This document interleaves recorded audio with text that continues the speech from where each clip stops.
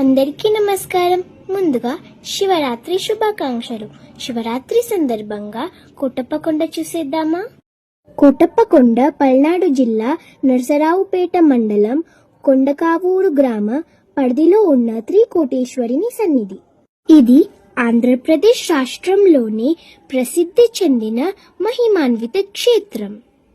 ఇక్కడ స్వర్గలోక అధినేత ఇంద్రదేవుడు, వైకుంఠ అధినేత విష్ణు, కైలాసాధినేత అయిన ఆ మహాశివుడు త్రికోటేశ్వరుని రూపంలో కొలువైన దివ్య సన్నిధి ఈ కొండ.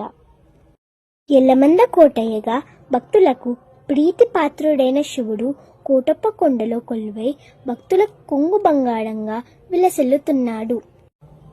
ఈ కొండను ఏ కోణం నుండి చూసినా 3 శిఖరాలు కనపడతాయి కనుక త్రికూటాచలం అని పేరు వచ్చింది. అందువలన ఇక్కడి స్వామి త్రికూటాచలేశ్వరుడు అయ్యాడు. ఈ ప్రదేశాన్ని పాలించిన పలువురి రాజులలో ఒకరైన శ్రీకృష్ణ దేవరాయుడు దేవాలయ నిర్వహణ నిమిత్తం పెద్ద ఎత్తున భూములను దానంగా ఇచ్చాడు. కోటప్పకొండ ఎత్తు 1587 అడుగులు. త్రికూటేశ్వరి స్వామి ఆలయం 600 అడుగులు ఎత్తులో ఉంది. త్రికోటేశ్వరుని దేవస్థానంలో స్వామికి సమర్పించే అర్సె ప్రసాదం కూడా విశేషమైనది. తెలుగు రాష్ట్రాల్లో ఎక్కడా అరిసెను స్వామికి నివేదన చేసే సాంప్రదాయం లేదు.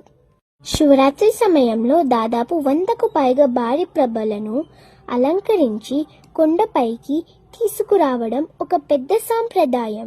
ఈ ప్రభలు ఆకాశమంత ఎత్తులో విద్యుత్ దీపాలంకరణతో దగదగలాడుతూ భక్తులకు కనువిందు చేస్తాయి.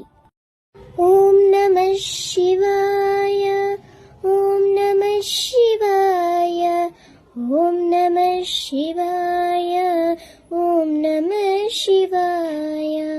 మరొకసారి శివరాత్రి శుభాకాంక్షలు.